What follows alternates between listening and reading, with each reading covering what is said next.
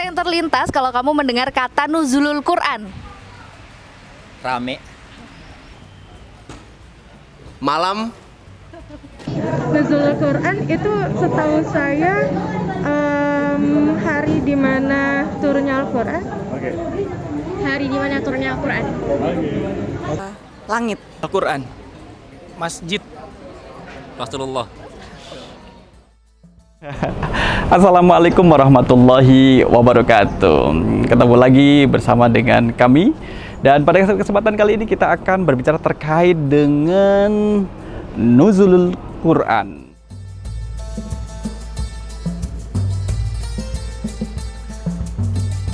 Nuzulul Quran, biasanya kalau kita berbicara tentang nuzulul Quran dikaitkan dengan Lailatul Qadar. Mungkin ada yang agak bingung, apa bedanya Lailatul Qadar dengan nuzulul Quran? Iya beda, bagi yang tahu beda, tapi yang belum tahu kemudian masih meraba-raba. Mana yang artinya apa nuzulul Quran, mana yang artinya Lailatul Qadar. Ya kalau Lailatul Qadar sudah kita bahas pada video yang lalu, dan sekarang kita akan berbicara terkait dengan nuzulul Quran. Jadi nuzulul Quran terdiri dari dua kata, ya, dua kata yang membentuk satu ungkapan dalam bentuk frasa. Nuzul dengan Al-Quran. Nah, nuzulun atau nuzul itu dari kata nazala. Ada nazala, ada angzala, ada nazzala, dan ada derivasi dari kata-kata ini. Jadi kata yang terbentuk dari 3 huruf, nun, zai, dan lam, nazala. Bisa berarti turun. Nazala turunnya bisa berangsur-angsur.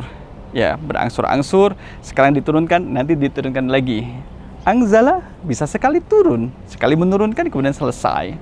Kalau kita kaitkan dengan Al-Quran, jadi nuzulul Quran itu menjadi satu istilah, ya, istilah kemudian dipakai untuk memberikan definisi pada turunnya Al-Quranul Karim. Nah, kita tahu bahwa Al-Quran, jadi kalau di dalam Al-Quran sendiri ada yang menggunakan kata angzalna, dan itu kemudian yang dituju adalah Al-Quran, berarti telah Allah turunkan Al-Quran secara sekali dalam satu tahapan.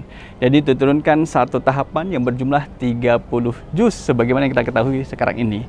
Allah menurunkan 30 juz sekali dalam satu momen dan periode ke Lauhil Mahfuz yang kemudian menjadi yang terjaga. Jadi lauh yang terjaga.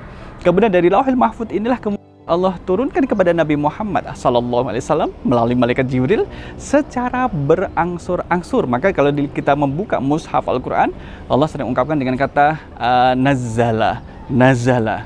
Itulah kemudian memberikan makna berangsur-angsur. Apakah diturunkan berdasarkan dari peristiwa yang mendahului atau melatar belakangi turunnya Al-Quran ini, atau tidak ada peristiwa tapi langsung Allah sampaikan kepada Nabi Muhammad SAW. Jadi berbicara tentang nuzulul Quran, kita mendapatkan satu gambaran bahwa nuzulul Quran adalah waktu atau peristiwa di mana Allah turunkan Al-Quran secara satu kali tahapan ke Lauhil Mahfuz dan kemudian disampaikan kepada Nabi Muhammad secara berangsur-angsur.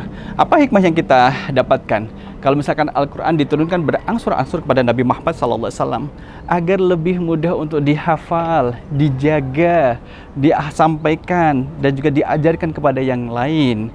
Bagi kita selaku hamba yang memiliki keterbatasan dalam menjaga hafalan, memahami, dan juga mengamalkan, maka secara berangsur-angsur ini menjadi cara yang lebih tepat. Lebih kurang dalam 23 tahun.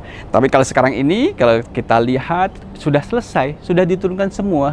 Tidak ada yang tertinggal dari Al-Quranul Karim. Sudah disampaikan kepada Nabi Muhammad SAW melalui malaikat Jibril. Sudah semuanya tuntas, tidak ada yang tertinggal.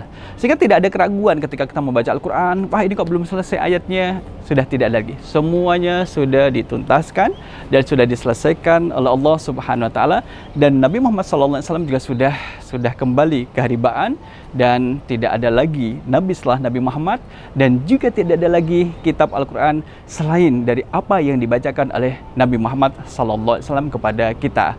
Maka nuzulul Quran, hikmah ketika kita mau merefresh peristiwa dengan nuzulul Quran, turunnya Al-Quran secara berangsur-angsur adalah ya dengan pengajian itu bagus, tapi dengan mengamalkan, mengajarkan, dan menjadi pembela bagi Al-Quran itu juga bagus juga. Sampai ketemu pada pembahasan berikutnya di kajian-kajian yang lain. Assalamualaikum warahmatullahi wabarakatuh.